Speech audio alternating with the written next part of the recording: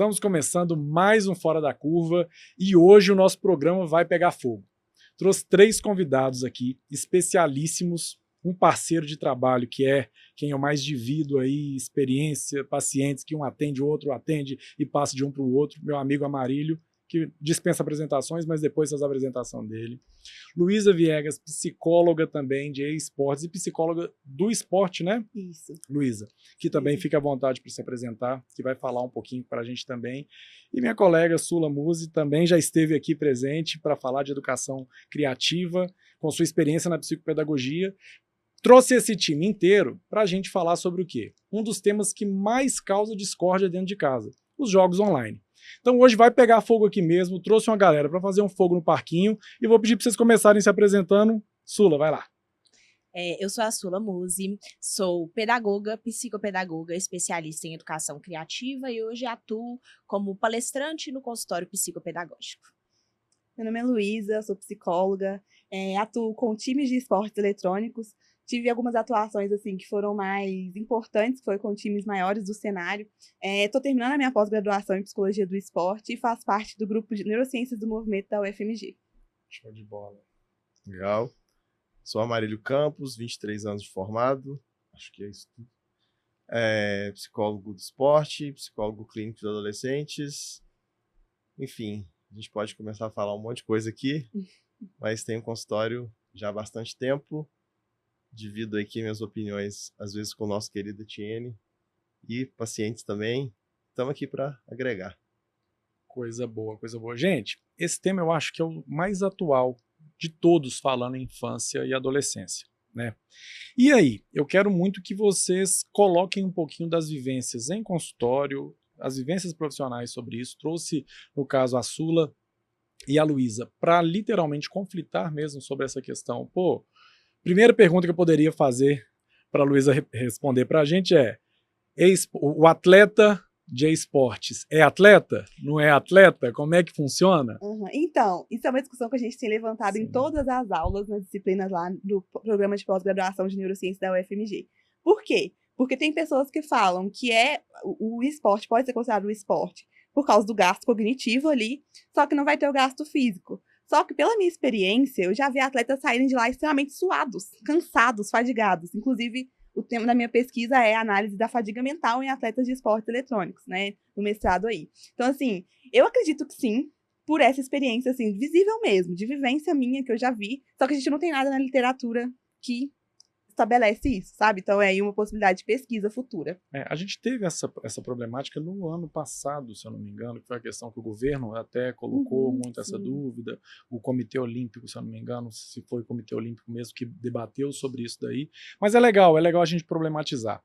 Luísa, me fala, como é que né, como que vocês lidam, como é que funciona, na verdade, eu quero esclarecer mesmo,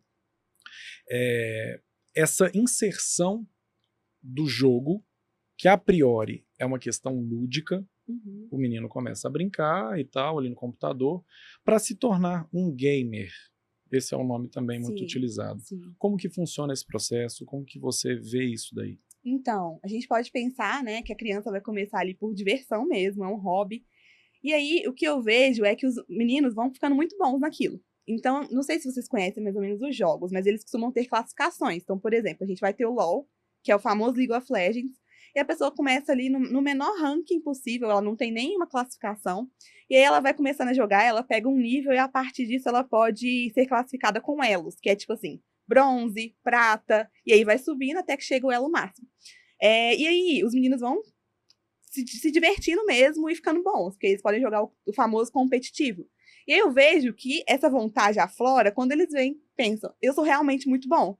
E aí os times costumam ter peneiras mesmo, olheiros, que ficam de olho no ranking mesmo, né, dos jogadores, e pegam eles e puxam para os times. Então, assim, é bem isso, assim, eu como uma jogadora, eu nunca fui boa, tá, gente? Muito pelo contrário, meu elo sempre foi o menor, o mais baixo, eu sempre joguei por diversão mesmo. Mas eu já tive amigos que iniciaram ali no bronze, foram subindo, melhorando a jogabilidade, né, praticando. E aí, hoje em dia, assim, são o elo máximo do jogo, mas não atuam como profissional. Então, eu acho que vai ali de cada um, sabe? Legal, show de bola. Amarílio, nesse ponto aí, quais são as principais demandas que chegam ali no seu consultório que é o conflito, né, que é um mercado completamente novo, é um assunto que o pai da nossa idade aqui, ele não conhece, ele desconhece esse mercado, né? Por exemplo, muitos pais que estão nos assistindo provavelmente não conhecem essas informações que a Luísa trouxe. O que chega lá para você nisso daí? Quais são os conflitos que a gente tem que administrar com isso? Primeira coisa que chega para mim é: eu dou ou não dou um computador pro meu filho? Né? Essa é a grande pergunta. Meu filho está demandando um computador, está jogando no computador da avó, está jogando no computador do meu marido. Eu falo, olha, primeiro você tem que entender qual o propósito desse computador na vida do seu filho. Ah, ele disse que é para jogar jogos porque ele quer ser um jogador famoso, porque ele é muito bom no que ele faz. Aí eu pergunto, mas como que ele é bom no que ele faz se ele ainda nem tem o equipamento? Ah, porque ele joga na casa do amigo e é muito bom. Ele quer um computador para ele. É importante sensibilizar esse pai desse momento em que ele vai viver, dessa aceitação desse computador dentro da casa dele. Eu sempre costumo falar que é assim: vai entrar um fone de ouvido gamer como um presente de aniversário, uma cadeira gamer como um presente da avó, um computador como presente de um padrinho. É como se estivesse entrando dentro da sua casa um circo. Cada hora aparecesse um elemento. Passa um elefante, passa um palhaço, passa uma bailarina, um picadeiro. De repente começa um circo dentro do quarto. E basicamente quando você coloca dentro de sua casa elementos gamers, você está entendendo que lá dentro da sua casa vai ter uma coisa que pode ser que você não entenda. Isso é um grande desafio. Aí, de repente, surge lá dentro assim: ele não para de gritar a madrugada inteira, o vizinho reclama que ele arreda a cadeira na parte de cima, ele xinga, porque a gente sabe que existem problemas relacionados com controle inibitório, principalmente na adolescência. E aí, somado às questões todas psicopatológicas que a gente tem hoje, as fugas, entre outras coisas, as notas começam a vir ruins. E a culpa é de quem? Do jogo. Do jogo? Pro pai é do jogo. A culpa é do jogo? Não, é de quem entrou, quem abriu a porta pro circo. O circo entrou como? Pela porta da frente. Né? Então, a culpa não é do jogo. A culpa não é do moleque. A culpa não é do algoritmo. A culpa é de quem deixou tudo isso acontecer. A responsabilidade hoje é de quem deixou isso acontecer. Porque acreditou num projeto, ou porque ele só queria um tempo a mais para ele ficar no TikTok ou no Instagram, porque o menino ia deixar ele em paz. Né? Então, as coisas são como são, e não me venham dizer que elas estão aqui porque elas aconteceram, porque o algoritmo, porque a pandemia, porque não. Foi porque os pais deixaram isso acontecer. Tá? Eu trato isso como uma questão de saúde pública. Tá? Eu sou a favor dos jogos? Sim, muito. Desde que com um propósito. Tá? Então, essa contraposição que eu faço é interessante quando a Luísa explica sobre o jogo em si. Um pai leigo que praticamente não sabe de nada. Mas ele sabe que o filho dele está ali. Ele não sabe a hora que o filho dele entra para jogar. Ele não sabe a hora com quem o filho dele está jogando. E ele não sabe o que o filho dele está fazendo. Né? Então, pega comigo uma linha de raciocínio. Se seu filho chegar para você e falar assim: pai, eu vou sair, você não vai perguntar para onde? Se seu filho falar, vou sair, você não vai falar com quem? E se seu filho falar, vou sair, você não vai falar que horas você volta? Por que jogo eletrônico não tem isso? Você não sabe com quem você joga, quando acaba e qual jogo você está jogando.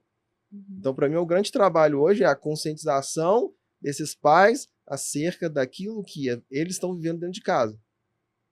E essa ilusão que muitas vezes o jovem tem de que se é porque ele tem um computador gamer com uma placa 4090, ele vai ter uma condição de ser um cara competitivo no mercado, que é um mercado extremamente predatório. Sim. e volátil.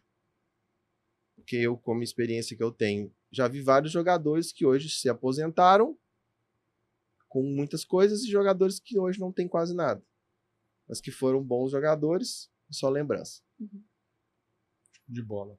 Sula, quer pontuar alguma coisinha? O Amarillo deu deixou, no caso, essa linha do rendimento escolar. Você, dentro da experiência ali de consultório que você tem, consegue fazer essa associação e consegue tornar o jogo uma métrica palpável de aprendizado, alguma coisa nesse sentido? Então, quando a gente pensa nessa situação do jogo, os pais descobriram que os seus filhos vão ficar horas e horas entretidos ali na tela e muitas vezes usam disso porque tem um dia muito atarefado, chegam em casa cansados, seu filho está ali na tela, na cabeça dos pais, né, esse filho está seguro porque está na frente dele, e aí passa ali um tempão nesse jogo, utilizando de recursos lá que a família não conhece e muitas vezes não monitora, né? Eu, honestamente, das famílias que eu conheço, eu não sei dizer uma que realmente monitora, que realmente sabe o que o filho está fazendo ali, né? E aí as crianças e os adolescentes, que são muito espertos, utilizam eles percebem, né, que os pais estão, tô permitindo, eu quero fazer disso uma profissão, eu quero um computador mais moderno, com mais coisa, mais capacidade para eu jogar.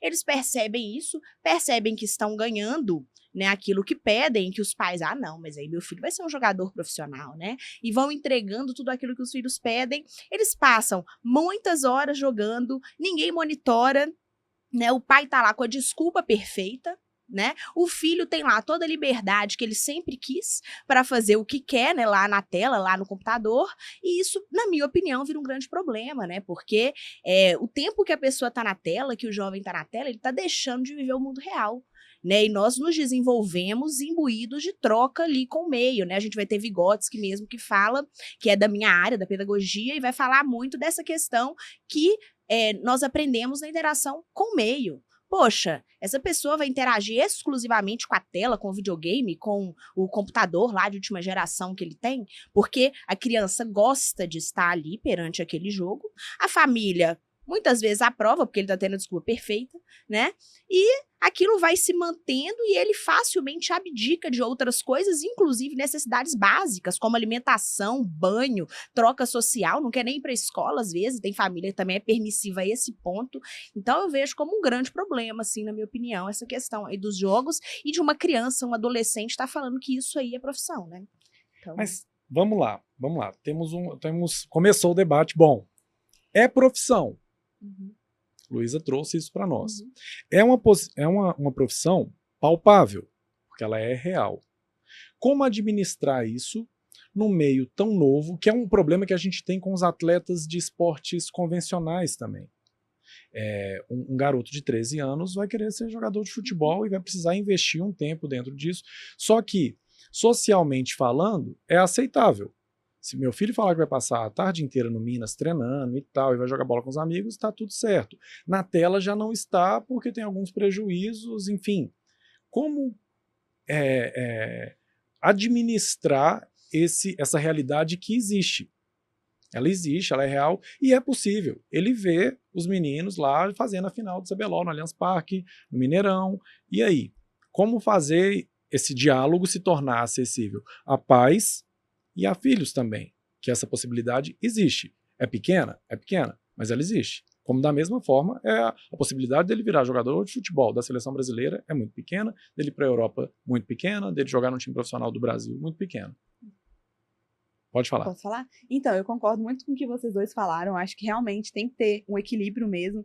E assim, a gente estava até discutindo isso na PUC um dia desses, falando sobre essa questão de como é que a psicologia pode entrar com esse olhar talvez até um pouco mais social, sabe? De cuidado com esses jovens. Porque assim, igual a gente estava falando que ele inicia muito cedo, e se não tiver um controle, a gente sabe que muitas das vezes dentro desses jogos existe uma toxicidade muito grande. Porque assim, eu não sei se vocês já estiveram dentro desse ambiente, mas assim,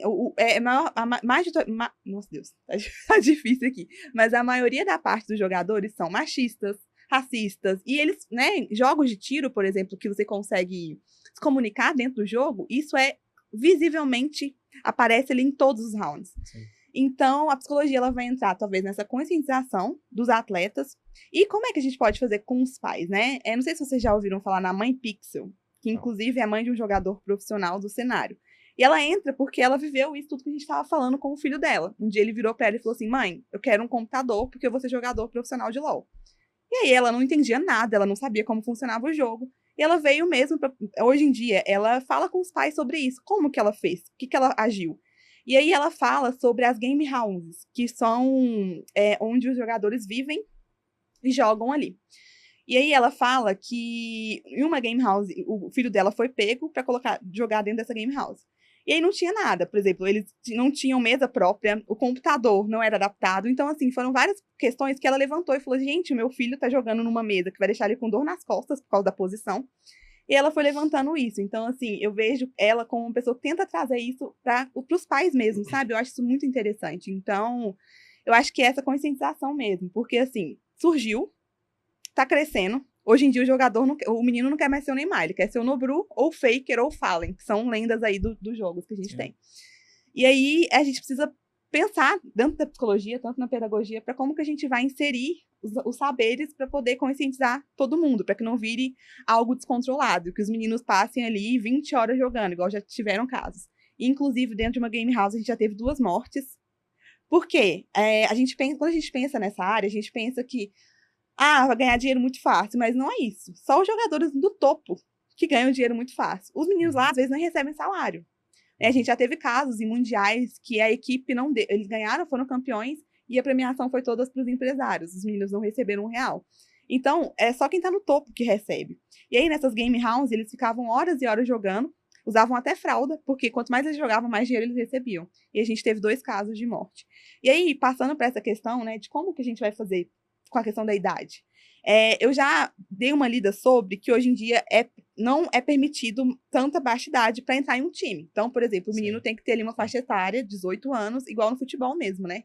Para poder conseguir entrar nessa área. Então, assim, eu acho que tem muita coisa para avançar, mas essas coisinhas eu vejo já como um pequeno passo, sabe? É que é um bate-papo nesse ponto muito difícil. Eu vou tirar completamente do contexto para que a gente também não entre na demonização do jogo. É um público que eu atendo, que eu tenho lá no meu consultório e que é muito delicado. O pessoal da moda. Então eu tenho os meninos, eu tenho as meninas que são modelos, que vão para São Paulo, que eu tenho um caso que o menino ia com 13 anos para São Paulo sozinho. A agência recebia em São Paulo, a mãe mandava aqui porque ela não tinha como. É um mercado que tritura o emocional, se você não tiver um acompanhamento muito bem feito. O jogo e o esporte também. Eu tenho os meus atletas lá e cara, vai sofrer mesmo. A saúde mental vai ser prejudicada. Eu vou trabalhando com o pai, isso daqui, você vai ver que seu filho vai ter que amadurecer para algumas tomadas de decisão que não seriam compatíveis com a idade. O jogo pega essa mesma leitura, só que com uma estimulação do prazer muito maior, porque a recompensa é imediata ali, de certa forma. Essa é a administração que a gente precisa fazer. O que você vê nisso daí? Tem muito recorte nessa história. O primeiro deles é o seguinte: transtornos estão em todos os lugares, principalmente dentro das nossas casas. Quando você tem ali uma criança medicada, tá, com metilfenidato, tá tomando essa medicação prescrita por um psiquiatra, um neurologista, e esse menino tá ali jogando. Me fala uma coisa, você acha que um menino que usa metilfenidato, estimulante, ele vai ter um desempenho melhor ou pior do que o menino que não usa? Eu acho que vai ter um desempenho melhor. Com certeza, né? Você entende que existe um primeiro recorte, que é o uso e o ganho secundário dessa doença. Então você está pegando esse sujeito, colocando nele um medicamento para ele ser produtivo, e ao invés de ele ser produtivo na escola, de ser produtivo em outras áreas, ele tá produzindo algo e hiperfocando em um lugar que teoricamente é um lugar que ele entende que é um lugar saudável para ele, e que o pai percebe que ele está dando certo, mas aquilo ali é uma grande fábrica de ilusão. E aí, lá por volta de 3 horas, 4 horas da tarde, o remédio começa a passar efeito, e ele começa a ficar irritado, ele começa a perder, né? Aí o que ele começa a fazer? Ele começa a mudar o perfil do uso do medicamento.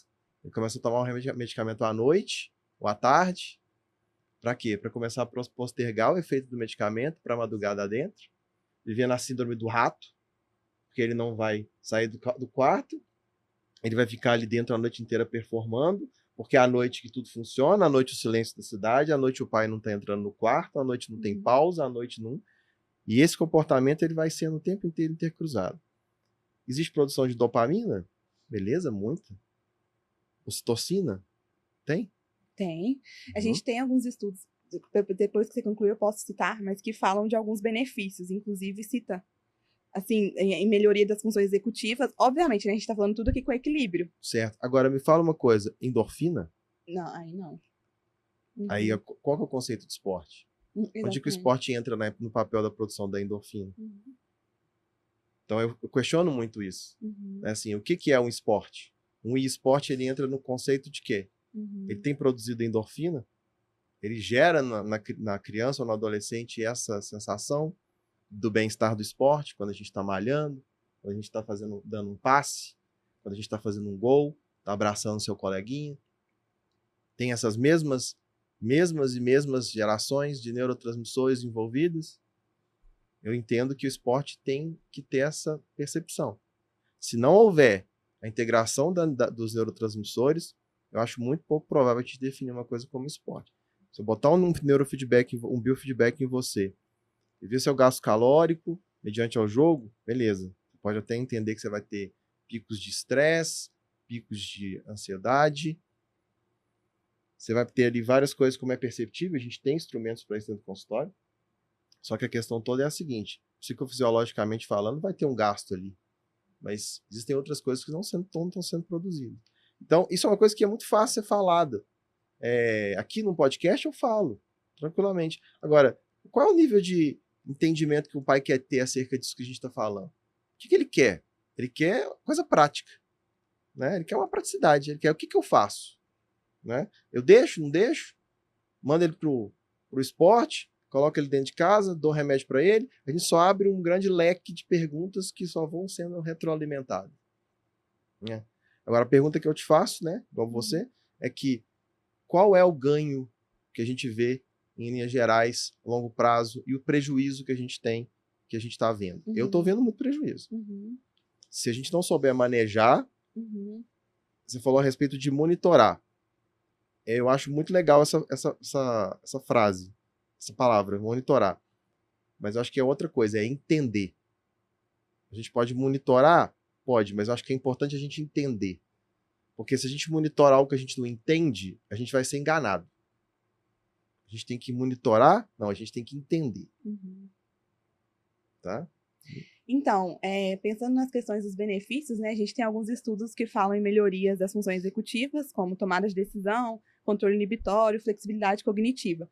A gente tem alguns estudos também que falam do benefício para pessoas idosas, com reabilitação.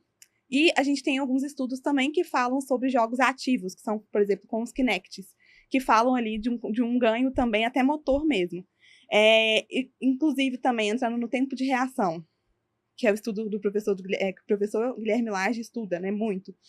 A gente pode ver também alguns ganhos muito grandes. Então, assim, eu acho que isso é uma coisa importante, porque a gente tem muito estudo também falando dos prejuízos, mas agora tem crescido bastante os ganhos e benefícios da prática. É fundamental falar dos benefícios, né? Uma coisa que nós não vamos conseguir, não adianta fazer campanha alguma, nós não vamos tirar o computador da casa. Sim. Nós não vamos tirar o jogo, nós não vamos fazer um decreto, ninguém vai fazer isso. Né? Isso não vai acontecer nunca. Então a gente precisa muito dessas informações, dos benefícios. Pô, o que meu filho está ganhando para eu poder entender e administrar melhor, como foi colocado aqui na mesa. Isso é fundamental. E eu percebo isso. A gente usa isso dentro do consultório em alguns momentos para analisar o paciente, a gente vê a conduta no jogo e eu gosto muito, inclusive, dessa questão da tomada de decisão. Ali ele tem uma decisão rápida para tomar e vai ter que tomar. E alguns estudos também falam do ganho da plasticidade neural, né? Então tem um estudo muito interessante que mostra áreas que são estimuladas a partir do jogar com equilíbrio. né? A gente Uhum. tem que pensar tudo, tem tudo o equilíbrio. E aí, nesse estudo, ele é bem legal, porque ele vai relatar, por exemplo, jogos de RPG vão estimular a estratégia, jogos de FPS vão estimular essa parte mais da questão da tomada de decisão, ser muito rápida, além também de relatos de jogadores aprendendo outras línguas com os jogos. Então, Sim. assim, já tem aí pessoas tentando trazer os jogos para a questão da educação, para o engajamento da criança. Então, por exemplo, quer aprender Revolução Francesa? Vamos colocar ele para jogar Assassin's Creed. Então, assim, eu acho que é uma discussão muito ampla, que tem vários limitações, mas que eu acho que pode ser usada aí para talvez tentar potencializar alguma coisa, sabe? Você consegue fazer isso? Essa correlação? Então, Luísa, quando você fala, é claro que eu entendo que há benefícios, viu? Não é tirando totalmente o papel benéfico, porque essas crianças, elas vão acessar ali o computador, vão acessar a tela. Vamos colocar, então, uma coisa ali, né, de útil, que vai trabalhar alguma coisa interessante o desenvolvimento desses jovens. Ok. Só que uma coisa, e aí eu trabalho com educação, né, minha pós em educação criativa, eu tive matérias que vão ter a ver com o uso de tecnologia. Eu, particularmente, não utilizo hoje na minha prática, né, lá no meu consultório, eu não utilizo de tecnologias com aqueles alunos, porque eu entendo que o meu papel como educadora não é trazer mais interesse para o online, e sim trazer tanto interesse para a vida real quanto essas pessoas têm no online. Então, eu não trabalho, mas eu entendo que podem haver benefícios. Contudo, eu acho que é muito importante a gente lembrar que lá no DSM nós temos, né, o transtorno de jogo. Para quem está nos assistindo e não conhece, o DSM é o Manual Diagnóstico de Transtornos Mentais, e tem o transtorno de jogo, e ele está no mesmo capítulo que o transtorno de uso de substâncias químicas, né, que os transtornos de substâncias químicas. E ele não está nesse capítulo à toa, né, ele poderia estar em outro capítulo, né, como, por exemplo, de controle de impulsos, né, que aí vai ter a ver, mas ele não está nesse capítulo à toa. Ele está lá na substância química porque o DSM compreende que para o nosso cérebro o transtorno de jogo e a utilização também da substância química vai ter ali mais ou menos o mesmo sentimento para quem é viciado nisso. E aí, quando pensamos nesse vício, e quando a gente pensa no tratamento desse vício, não tem hoje um protocolo para o tratamento desse vício de jogo. Contudo, não tem esse protocolo, e aí manejar esse tratamento é muito difícil. Lembrei o que eu estava falando. Manejar esse tratamento é muito difícil, porque requer que todo o ambiente que a pessoa vive seja mudado, tem que modular todo o ambiente, tem que tirar a pessoa, né, tem que, sei lá, bloquear todos os jogos daquele computador para ele conseguir sair daquilo, assim como no uso de substância química, né? Se você é viciado naquilo, você não consegue usar só um pouquinho. Se você usar um pouquinho, tiver contato com aquela substância, você vai usar sem parar porque você é viciado naquilo. No jogo é a mesma coisa. Então você não consegue usar um pouquinho, você não consegue ter aquilo no seu computador, você não consegue se relacionar talvez com as pessoas que você jogava mesmo fora dele, né? Então tem que mudar todo o ambiente que a pessoa vive, e isso gera um impacto enorme, né? Uma coisa que com certeza interfere, até porque é um transtorno, né? Vai interferir muito, vai gerar muito sofrimento nessa pessoa. E eu falo isso porque é importante termos o entendimento do que um jovem que fica horas, né, quantas horas quiser, jogando aquele jogo por horas e horas ininterruptas, e o quanto que isso pode interferir na vida dele, e o quanto que pode ser prejudicial para o funcionamento, né? Não é só que ele não vai brincar de bonequinha, de carrinho, não é só isso, né? Ele pode desenvolver um transtorno e isso pode, né, ser muito danoso para a vida dessa pessoa, né? Então acho que é importante a gente pensar nisso e lembrar disso. Essa colocação sua é muito válida e é uma consequência direta, a gente percebe a irritabilidade nesse ponto, quando a privação do jogo. O humor afeta diretamente, não é isso? Uhum. Você cessa o estímulo da gratificação. Agora, quando a gente fala de transtorno, quando a gente fala de recorte, agora a gente tem que falar das coisas interessantes também, né? Como foi o manejo dos jogos na pandemia. Como é que o meu consultório funcionou na pandemia? O tempo inteiro. Eu usava os jogos como uma maneira como um instrumento de trabalho. Então, se eu tinha um paciente que jogava Fortnite e eu via que ele precisava jogar, ele estava jogando e ele ia deixar de fazer terapia para poder jogar Fortnite, eu jogava com ele. Por quê? Porque eu precisava entender qual era a forma como ele lidava com aquele processo dentro do jogo. Eu jogava com ele. eu não perdi a terapia. Porque eu entendia como ele jogava, eu entendia que ele era cooperativo, que ele cuidava de mim. Se eu caísse, ele ia lá me ajudar, porque ele tinha um respeito muito grande por mim, ele tinha um respeito muito grande por mim, e a comunidade tinha que mostrar, ele tinha que mostrar para a comunidade que ele tinha respeito. Jogar comigo era legal. Na pandemia, teve um caso super legal, que eu tive um paciente que era apaixonado por aviação. E eu sabia que aquilo ali era um meio de engajamento dele. E eu pedi para que ele fizesse um voo comigo, saindo da Pampulha, do Flight Simulator, passando por cima da minha casa e pousando em Confins. Era uma das coisas mais legais. Ele escolheu o avião, ele entrou no avião comigo, ele transmitiu a tela para mim, e ele foi me explicando e narrando o processo. É um jogo, é um simulador. Isso para mim foi sensacional. Ele pousou em Confins, fez todo o procedimento. Se eu te perguntar quem que ele é hoje, se vocês perguntarem quem que ele é hoje ele é um piloto. E ele vive muito bem com isso. Foi o jogo que ajudou ele a trabalhar a simulação levou a ele para esse ambiente que hoje é o meio dele. Né? Então, assim, a gente fala de competição, mas a gente também não pode deixar de lado entender que o jogo também é um ambiente de simulação. Né? Os jogos de realidade virtual, os VRs e tal, eles têm uma proposta, inclusive, na própria formação de soldados americanos e tudo mais. Existem jogos muito imersivos, como Warworld, jogos assim que tem até campeonatos, os jogadores jogam nível mundial, enfim. Mas o que eu estou querendo dizer é que a gente tem os níveis desses processos. Claro que a tecnologia está evoluindo, e a gente, enquanto profissional, tem que acreditar que ela está aí, não dá para a gente negar. Sabe? Então, assim, se você tiver de frente para um menino que está querendo um simulador, se você não souber de simulador, você perdeu esse menino. Eu vou entrar no consultório para falar questões do dia a dia que não são o dia a dia desse menino. Eu preciso entender o que é um A320. Entendeu? Eu preciso entender o que é um avião, onde é que ele levanta, onde é que ele... Eu preciso entender se eu estou jogando de duo no Fortnite, qual elo que ele está no Minecraft, qual personagem ele joga no Rainbow Six. Eu preciso entender. Então a gente não pode olhar como um psicólogo ou um profissional da área da saúde mental alheio àquilo, porque aquilo está entrando dentro do nosso consultório. Vou fazer uma observação dentro disso que você está falando, desculpa interromper, mas e tem uma coisa muito bacana também dentro disso, Amarílio, que alguns jogos eu não conheço. Eu tenho um que adora avião também e quer ser piloto.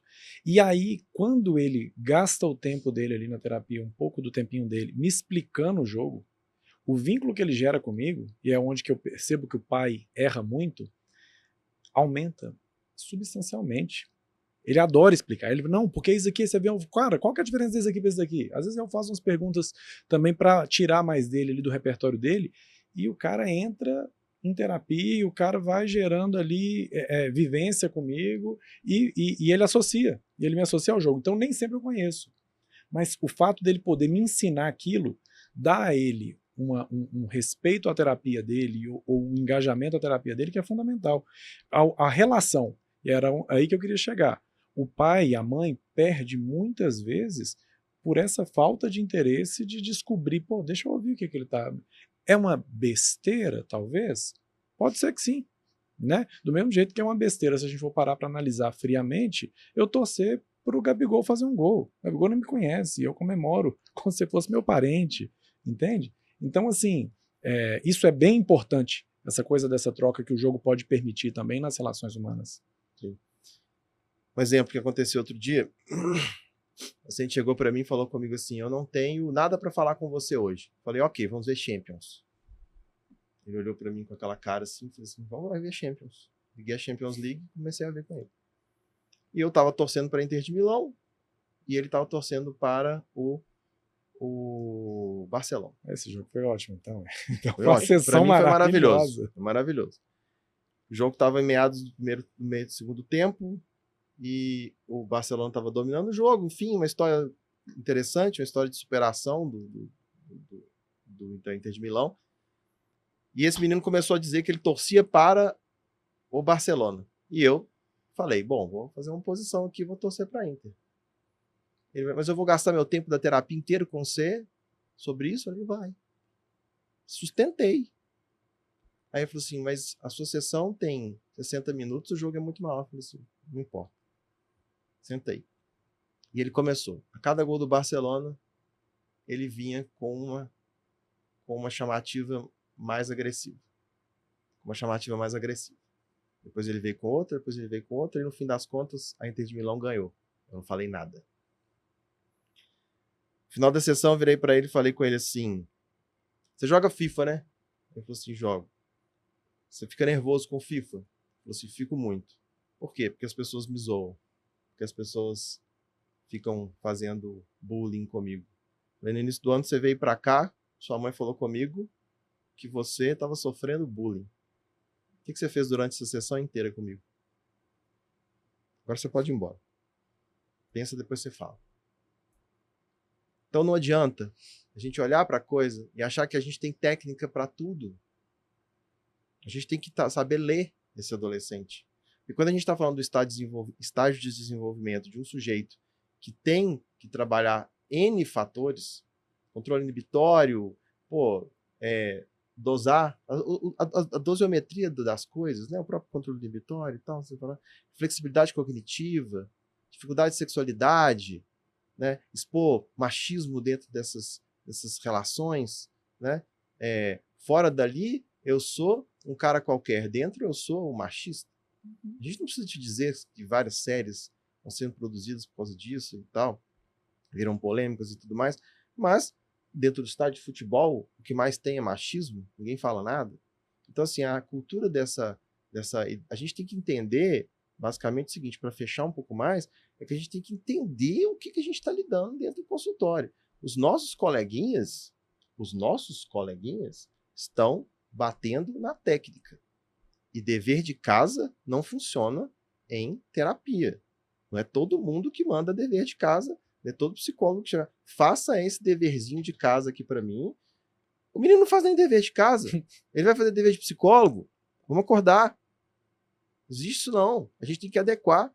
Se a gente tem que fazer ali, a gente tem que fazer ali. Você falou uma coisa interessante. Eu não entendo se ele estiver me explicando alguma coisa, que eu estou perdendo tempo. Se eu passar 50 minutos da sessão aprendendo com ele, na outra sessão eu vou ganhar. Entende? Então, assim, eu não me preocupo com o tempo. O tempo, para mim, não faz diferença.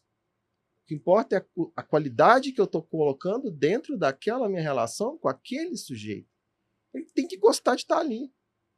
Ali é o espaço que ele vai olhar e falar assim, pô, ninguém me recrimina aqui. Eu nunca fui num psicólogo que eu chegasse num consultório e não tivesse essa quantidade de livro no sofá velho. Entende? Então, assim, é olhar e falar assim, a gente tem que entender o nosso público. Então, quando você fala, por que dentro da casa dele é agradável? Porque ele fez o quarto gamer dele. Então, ali é tudo bom para ele. Por que eu não posso ter um consultório que entende aquilo que ele pensa e dá para ele o que ele está querendo ali para estabelecer esse vínculo? Não adianta enfiar a técnica. Entendeu? Então, assim, não adianta, e eu falo isso muito assim, não adianta você querer achar que você vai saber tudo do seu filho sentando com ele, entrando dentro do quarto no meio do jogo dele. Porque ele vai te mandar embora dali. Porque você está atrapalhando a atenção dele. Né? E aí você fala, todas as vezes que eu vou tentar sentar com o meu filho, ele não quer sentar comigo para discutir sobre o jogo, eu falo, é óbvio. Você está fazendo a coisa de uma forma errada. Conversa depois. Às vezes joga junto. Sabe? Entende. Né? Procura saber o processo de desenvolvimento dele. Por que ele voltou nas férias para jogar Minecraft? Por que não está tendo mais? Ele não está jogando tanto Fortnite quanto ele está jogando antes? Porque a temporada não mudou? Porque a temporada está desestimulante? Porque agora ele está jogando com uns amigos Minecraft nas férias porque ele está mais à toa? Então, o que eu posso fazer? A gente não entende, os pais não entendem isso. Sabe? Não conseguem entender que o filho está jogando LOL e que o filho é extremamente tóxico. Mas quando ele sai, ele é tóxico dentro de casa também. Sabe? Então, assim, não dá para entender muito bem a que nível que a gente tem que fazer um discernimento e, enquanto psicólogo, também entender que o seu paciente está sendo tóxico com você é porque ele não está mudando muito, não. Ele é da mesma forma com todo mundo. Dentro da escola, dentro da terapia, dentro de casa. É para tentar entender por que essa toxicidade tomou conta da vida dele. Por que não dá para dosar um pouco essa toxicidade? Eu não sou seu inimigo. Sabe? Eu sei o que você... Eu entendo o que você faz, eu sei o que você faz, eu gosto, às vezes, do que você gosta. Mas, calma, vamos lá. Me ajuda a entender um pouco mais do que você tá fazendo.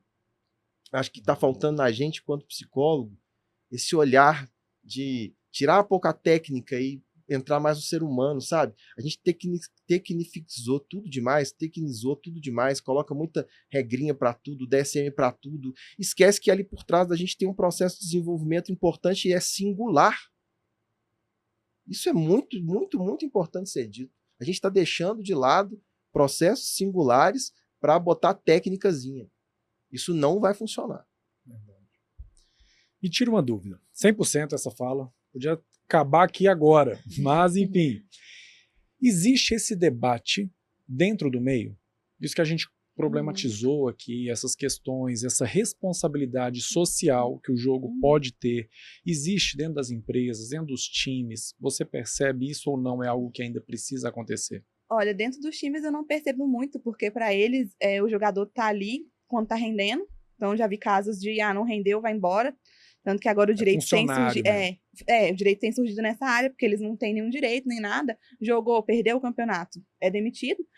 E aí eu acho assim que é uma coisa que tem surgido mais dentro da psicologia mesmo, essas discussões, sabe? Porque eu acho que a gente entender que é uma coisa que só tende a evoluir. Assim, essa área não tem como parar mais. Sim, é uma coisa que, hoje em dia, as crianças estão inseridas já dentro dos jogos. Então, assim, pensar como que a gente vai amenizar os danos e talvez melhorar os benefícios, né? Então, eu acho que é isso mesmo que a gente está falando aqui. Não tem muita discussão. O pessoal, inclusive, a psicologia tem sido mais vista agora dentro dos esportes eletrônicos. Nesse momento, assim, de uns 2, 3 anos para cá, porque os times mesmo que tem psicólogos são os times ali de elite, né? A PEN, a NTZ, os outros menores não têm e não fazem nem um pouco de, às vezes, questão mesmo de ter, porque para eles, né, quanto o menino está rendendo, está sendo bom. Então, eu acho que tem sido uma discussão que está crescendo, e eu acho que é uma discussão que é muito necessária. Legal. Né? E, assim, eu nunca tive muita experiência com jogadores mais novos. Jogadores que eu acompanhei são jogadores que já são profissionais, então, assim, já tem a rotina, tem acompanhamento com fisioterapeuta, é algo mais estabelecido.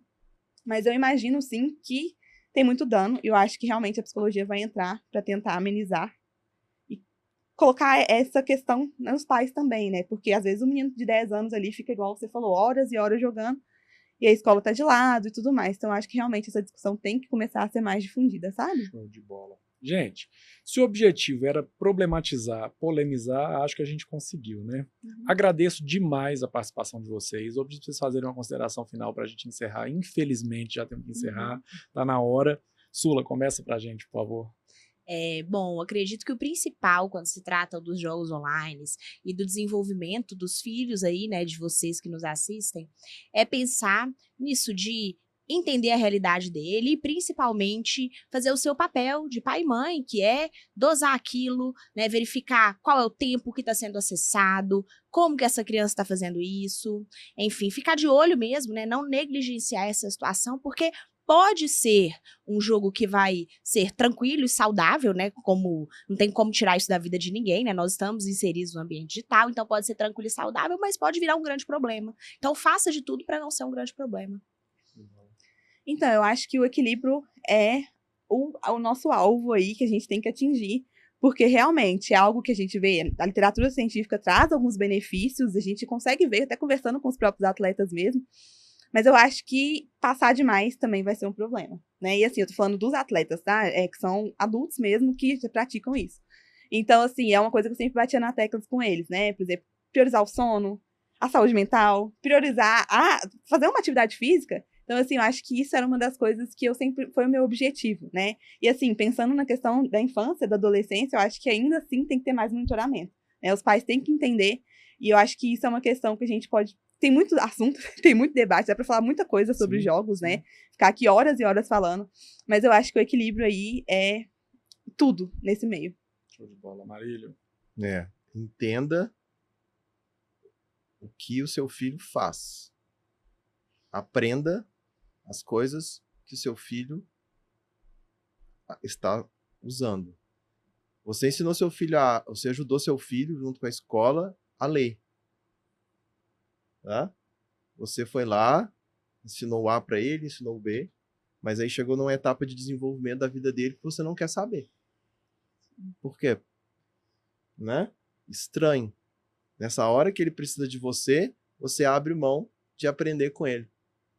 Ou de ensinar alguma coisa para ele. Ou de fazer alguma coisa junto com ele. Aí a gente terceiriza a responsabilidade para os nossos queridos colegas, inclusive para mim, o Etienne, todo mundo, e coloca na gente, imputa na gente a responsabilidade de entender algo que eles não entendem. Então o que eu quero dizer é o seguinte, antes de chegar para mim, para o Etienne, para a gente, entende um pouco o que seu filho está fazendo dentro do quarto, tá? Dosar, eu até entendo que é importante, mas a gente está lidando com uma fase de desenvolvimento em que dosar é um negócio complicado. Que cabe a gente muitas vezes, que é o adulto na história, é a gente. Então nós é que temos muito mais papel de conseguir trazer esse equilíbrio do que esperar que ele vá se equilibrar. Né? É nessas referências da gente para eles, que eles vão conseguir fazer as coisas ficarem equilibradas. Agora, a gente não pode esperar que o mundo vai equilibrar. Não, somos nós que precisamos entender. Entender, não monitorar. Monitorar é um outro processo. Acho que a gente tem que entender e parar de achar que o psicólogo é responsável para resolver problemas que estão acontecendo dentro de casa, com um circo entrando na sua porta e você não fazendo nada. Entrando, elefante, bailarina, picadeiro para dentro do seu quarto e você autorizando e validando aquilo. E depois leva pra gente dizendo, ele não para de jogar, mas não fui eu que comprei para ele um fone gamer. Não foi. Então a responsabilidade é sua lá atrás. Por que você me perguntou para ele sobre o fone gamer? Por que a cadeira gamer? Por que um PC muito caro? Por quê? Entendeu? Então assim, quando o problema já está na nossa frente, você só me entrega e fala, resolve aí. A gente não é mágico, a gente é psicólogo. O mágico entrou lá atrás, lá no janeiro, junto com o fone. Entendeu? Show de bola. É isso. Espero que a gente tenha conseguido conscientizar, trazer reflexões. Esse é o nosso objetivo. O que eu peço sempre aqui, quase todo final de programa, conheça seu filho. Conheça o que é paternidade, conheça o que é maternidade. Ser pai, ser mãe é se atualizar constantemente o compasso do tempo. O que a sociedade está oferecendo? Quais são os benefícios e os prejuízos de cada passo que eu dou? A gente tem muito essa facilidade, os pais têm muito essa facilidade. No grupo do WhatsApp, chega para a escola, mas ele já era para estar lendo e não está lendo ainda, porque eu li que era para ele estar lendo e ele não está lendo. Era para ele já estar aprendendo a fazer multiplicação, mas ele não está aprendendo. Ele não está fazendo ainda a letra cursiva, não é assim? Né? Todo mundo entende. Mas quando chega num determinado momento, a gente começa a entregar um pouquinho, é isso que a Marília colocou, principalmente quando são assuntos que não são do nosso interesse. O jogo online bate muito nisso. Então se atente a isso. Espero que o Fora da Curva de hoje tenha trazido para você uma chama mesmo, um desejo de entender melhor seu filho. E o nosso objetivo é esse mesmo, te ajudar. Conte com a gente. Até o próximo Fora da Curva. Tchau, tchau.